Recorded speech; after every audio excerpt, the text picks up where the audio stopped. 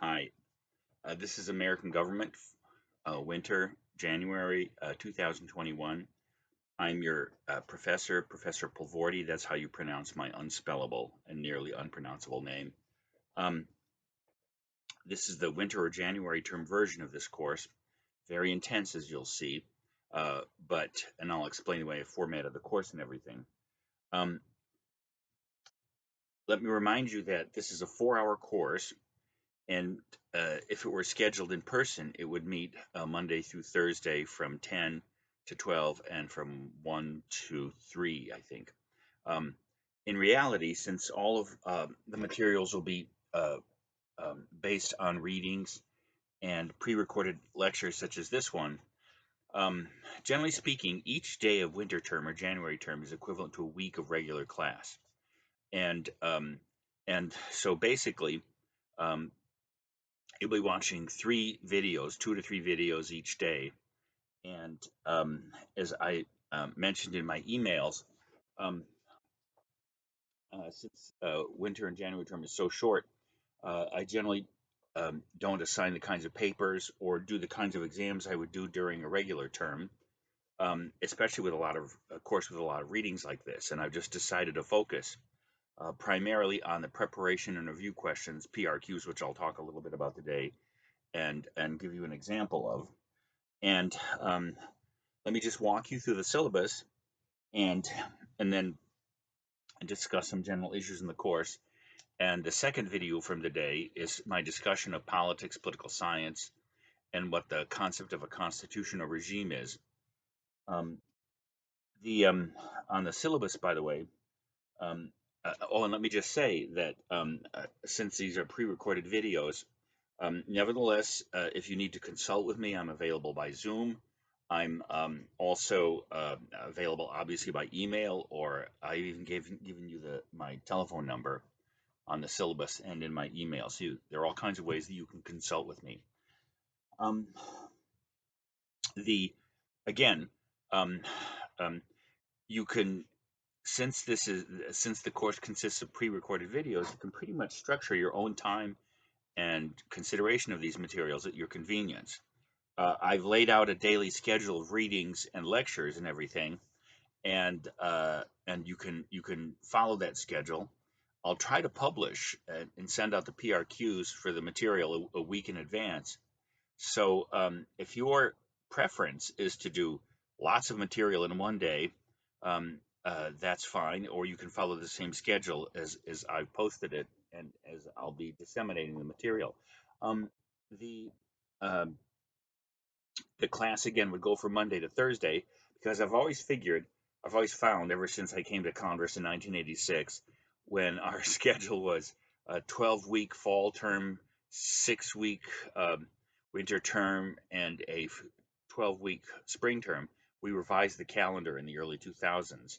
So now we have a 14, 3.5, 14 schedule. I've always found that the daily pace of classes was actually too much to do them every day, so I've always taken off Friday. Um, and and and of course, Martin Luther King Day is the 18th, so you'll have plenty of time to do the considerable amount of reading and writing that you'll have to do. And again, you can pace yourself um, uh, for most of this yourself. You can look at the statement of honor on my syllabus. Horrible things never to say to a professor. It's just that in in my 40 years as a college professor, I hate it when students come up and say, "I hope my absence doesn't inconvenience you." Your absence doesn't inconvenience me. Thanking you in advance, I hate that expression. Um, did I miss anything important in class? No, you didn't miss anything important in class. And in this case, you don't have to miss class. You can essentially schedule it at your convenience. You don't have to watch the videos in a 3-hour stretch. You can put them out during the day. You can view them early if they posted them, etc. Most of these videos, by the way, for this term, I recorded in the fall of this course when we were online from the beginning of the semester. Um, and You'll notice there are references to the dates from the fall. I'll also record some new materials and supplement and post them as may be appropriate. the vast majority of the material in my fall course, of course, is just as true as it was then. Although there have been important changes, as you are all aware, since the end of the semester in November, and since the election in November, and even since the events of last week, some of which we'll be discussing. Very controversial times. The purpose of this course, and you can look at the description and the course objectives on the syllabus, is to provide American undergraduate college students, I guess that's a redundancy, um, with the fundamentals of the American political system, its origins, its principles, its institutions, and its criticisms, too, by the way. In the course difficulty and workload, there's a lot of readings and to some degree a lot of reading, although it's not a massive amount of reading, but there are many different readings. I use the two texts, which let me discuss the text, by the way.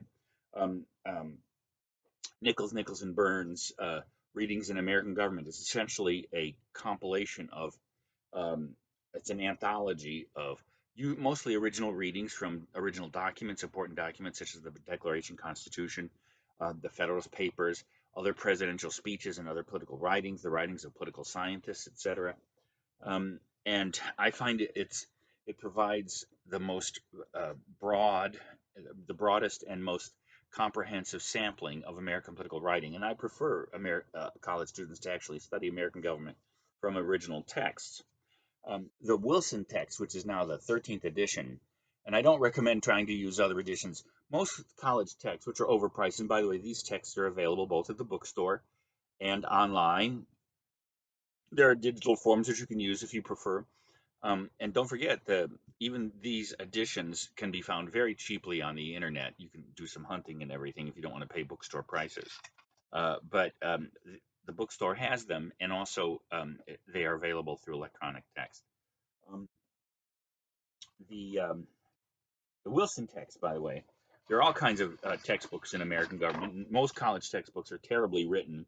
This is one of the better written ones, and is also relatively ideologically and partisanly neutral. So this is why I use these texts. I'll also be passing some materials out in PDF form, as noted in the materials, and as I'll let you know. Um, Basically, um, your grade in this course, 90% of the grade will be based on your PRQs, and I'll explain later how I grade these materials. 10% is attendance, and let me just tell you how I'll measure attendance. When you submit the preparation and review questions completed either day by day, or if you wait till the end of the week and work on them primarily over the weekend and submit them by the due date and time, which is generally the beginning of class in the following week, um, you can I will count then you having attended that class. So 90% of your grade, and I'll basically the way I grade these, I'll explain that right now, is I give 10 points per question, and so your total grade in the course, the 90% that's based on these assignments, will be based upon your total percentage points for each question and the total questions at the end. And then the 10%, as I said, I'll count you of having attended the course, which is to say having read the material and watched the videos after you submitted the PRQs in the following week. So that's what your grade is based on this course. The advantages and disadvantages, there are a lot of questions, as you'll see, a lot of PRQs. The advantages is there are no papers to write and you don't have any exams per se. You'll have all the questions pretty much when I finish reformulating them and sending them all out. I'll try to actually do all the questions for the course through the end of the course, probably this week, and that means you can have as much time to prepare them as you like. They're open book, open notes. So the primary thing is to get you to read the materials and think about them by asking you. The kinds of questions I ask are sometimes informational, mostly reflective. These are not like dot list questions or bullet questions. You should conceive of each of the answers to these questions as extended paragraphs or even mini essays. And I'll give an example of one later on. Let me just walk you through the themes of the course. And if you're following uh, the day-to-day schedule, remember each day in winter term, and this is, as I mentioned, a 4-hour class, is equivalent to a week of classes. So basically, after this introduction today, and in the second video today, talking about political science and politics, what those are. After all, this is not only your course in American government, it's also, for many of you, an introduction to political science or politics, and in terms of the academic study. So tomorrow on Tuesday, we'll discuss the Declaration of Independence and the Revolutionary Period, the foundation of American institutions and principles in the Declaration. On the next day, um, we'll finish up our discussion of the Declaration by looking at four commentators on the Declaration. Abraham Lincoln, you know who that was. And the context of that, as you'll see, will be the Lincoln-Douglas debates in 1857. Um, an essay by Martin Diamond on the meaning of liberty in the Declaration, and then two commentaries by, I should say, commentaries in the form of President Obama's second inaugural address, and and a short story, which some of you may know, by Kurt Vonnegut, Harrison Bergeron. And then on Wednesday and Thursday of this course, we'll turn to the founding, meaning the creation of our governing institutions. First, in the Articles of Confederation on Wednesday, and the defects and why the Articles was a problematic system, and then essentially the Constitutional Convention, the creation of the Constitution. That will bring us to next week, where I'll on Tuesday. Remember, there's no class on Monday the 18th. On Tuesday, we'll go through the text of the Constitution after having seen its origin and generation and its principles, and also the controversies in the founding. Ever since the death of George Floyd this summer, and the whole question of race and slavery in the founding and the American political life is raised. And the last part of the founding section will look at that question specifically by looking at the 1619 project, which was just published a couple of years ago by in 2019 by the New York Times, but then also look at some criticisms and raise the question of the critical issue of race and slavery at the time of the founding. As again, next week on Tuesday, we'll do an intensive examination of the Constitution and the text, so that, after all, you're supposed to come away from this course being far more familiar with the 7 pages of the original Constitution and its 27 amendments. And then the rest of the course essentially looks at the features of the American political system as laid out or founded by the Constitution, or as they have been added over time. And that includes the question of federalism, which will be on Wednesday the 20th, the issue of the division of power between the states and the nation. On Thursday, the Congress. And then on Monday, the 25th, we'll turn to the Electoral College, and then the party system that flows from that, and then examine the presidency, how the presidency and Congress make policy, and end with the judiciary and civil rights. That's essentially the layout of the course. And the way I've written the syllabus, by the way, is the weekly schedule of topics and major questions. Is I've organized the course for many years now around the kinds of questions that an educated and thoughtful undergraduate should be able to answer. Like, for instance, the first major topic of the course, which is really about the Declaration, is what is government for and what should it be doing for us? Where does it derive its power? What in human nature requires and resists? You'll see there's an irony there. Government, and what is a right? You should be able to answer those questions. And then the second set of topics is about the founding, is what were and so forth. You can read them on the syllabus. So that will be our course in American government. Each video lasts from typically 40 to 50 minutes. And as I said, some of the materials that I'm recording will be original to this term. Most of them come from the fall term, and I'll be updating them, as I mentioned, as before. So let me talk about the core assignment for the course, which is the preparation and review questions. I came up with this system of assigning readings about 10 years ago, and I've used more or less at all my classes, because to some degree, college students have to be trained how to read, and reading thoughtfully and attentively is not a natural ability. It has to be acquired, and that's part of the task of what college is, to teach you how to read difficult, especially in politics, original materials. My other teaching fields, by the way, are American institutions in general. The presidency was my dissertation. And also ancient and modern political philosophy and constitutional law. Those are the subjects that I teach here at Converse College. The purpose of these questions is to help you prepare the material. So the assiduous and the hardworking among you can not only do the material for that day, that is to say, reviewing the material that you watched that day. If you want, you can skim the material and also use these questions to prepare. The idea is that is that you should use these questions several passes. One to prepare the material, and then after watching the lectures. And generally speaking, you can't answer many of these questions fully. You have to do both the readings and the lectures. Um, uh, the material is some of the material, even though it's original, like the Constitution and the Declaration are citizen documents, you might say.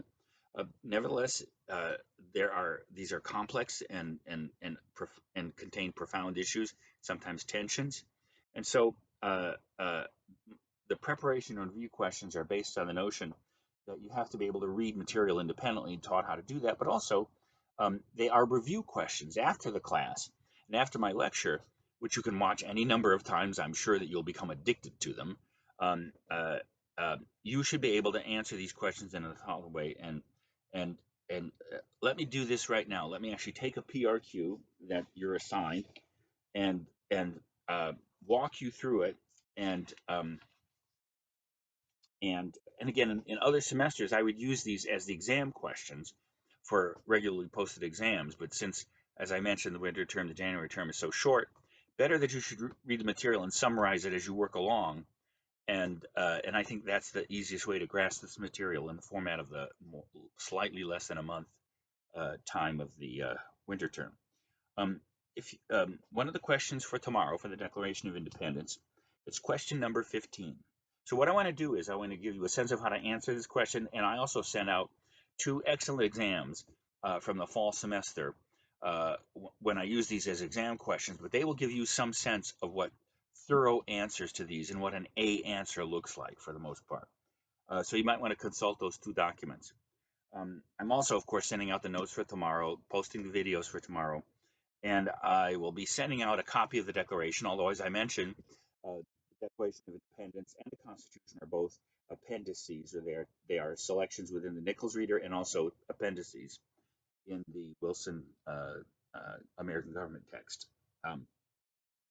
The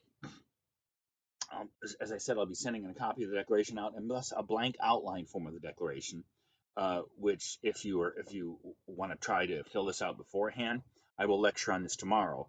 So, but you can try your hand on it tonight for tomorrow.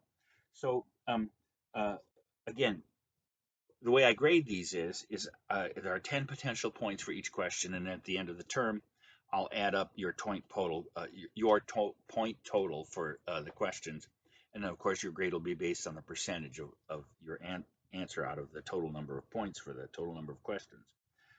So to give you an example of how to answer one of these, and also what what different quality answers would look like.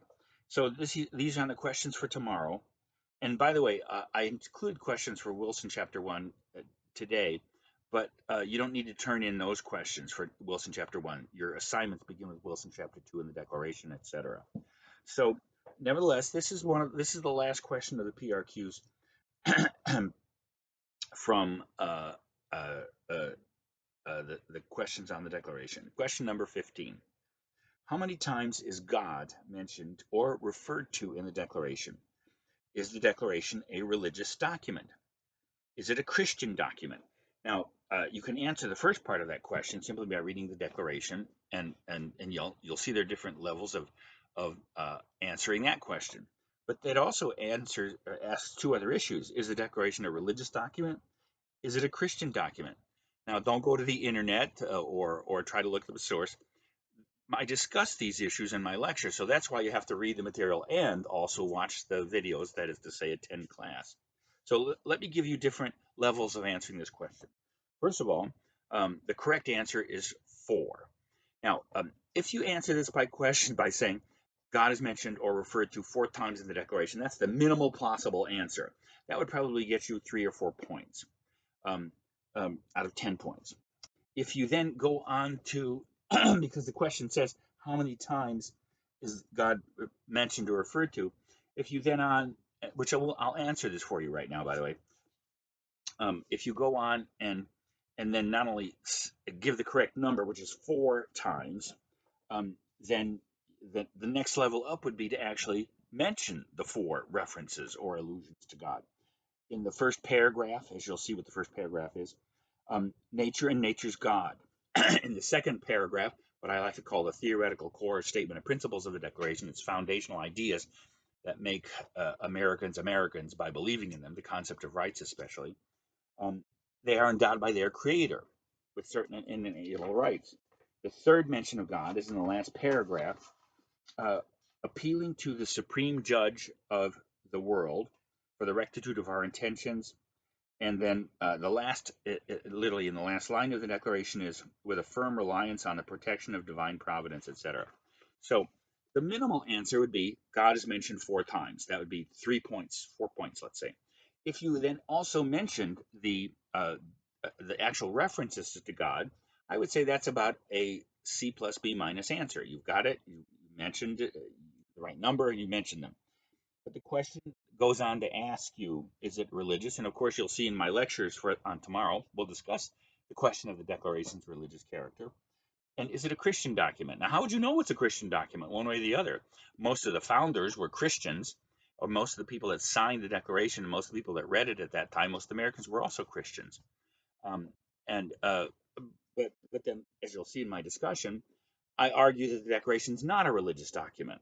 Um, it is compatible with religious belief, and then also in my lecture tomorrow, I'll discuss how you would identify a text as Christian or Jewish or Muslim, and I'm going to make the argument that it's not a Christian text because, and I'll give you a taste of the lecture tomorrow.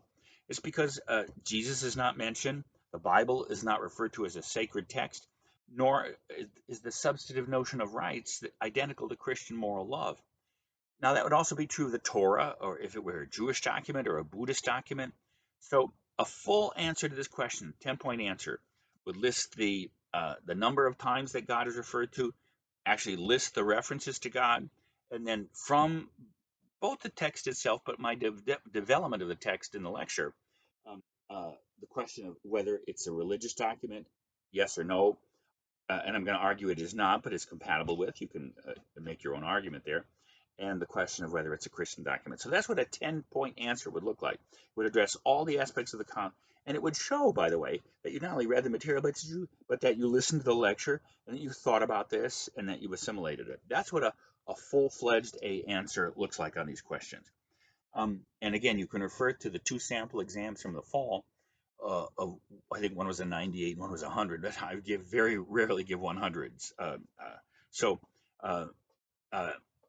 And if you look at my standards of grading on the syllabus, what an A is, what a B is, A is excellent mastery, B is very good, C is average or okay, and D is poor, etc. So look at the statement of grades and the other administrative issues on the back page of the syllabus.